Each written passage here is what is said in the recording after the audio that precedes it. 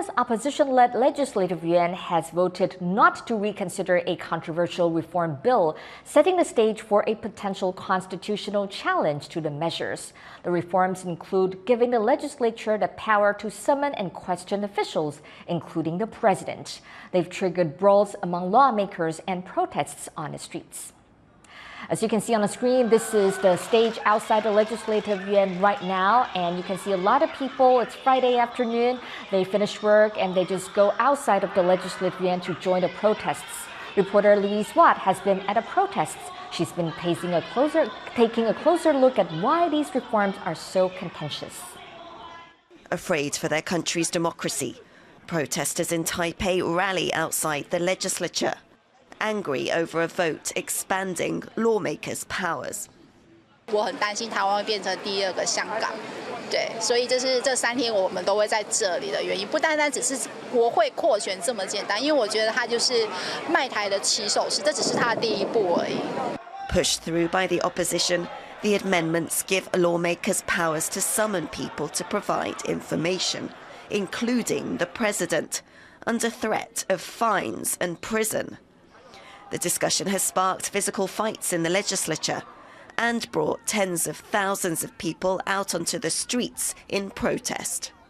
President Lai Ching-te's Democratic Progressive Party, or DPP, opposes the reforms, but with a minority in the legislature, it has been powerless to stop them. The DPP says the opposition rushed through the changes without proper debate and asked that there be a review. But in a vote, the legislature refused that request. A popular move with supporters of the opposition, who gathered outside the legislature. They feel the reforms will allow for better government oversight and help combat corruption. 希望国家能够改革，能够在野党监督执政党。所有的改革方案都是为了对老百姓有帮助的，所以我们会支持。 Political observers say the government is worried that opposition lawmakers led by the Kuomintang, or KMT, will use these new powers to score political points.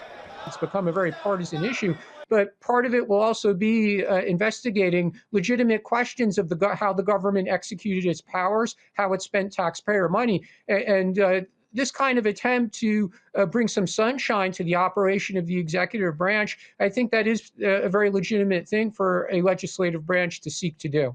Lai, who's just starting a 4-year term, already faces pressing challenges dealing with China, which wants to take control of Taiwan.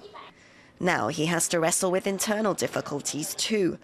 His party saying the new reforms upset the balance of power between the different branches of government. But the fight isn't over. President Lai's party argues the reforms are unconstitutional. They've said their next step is challenging them in court, showing how it's anything but a smooth ride ahead for President Lai and Taiwan's political system. Chen and Louise in Taipei for TaiwanPlus.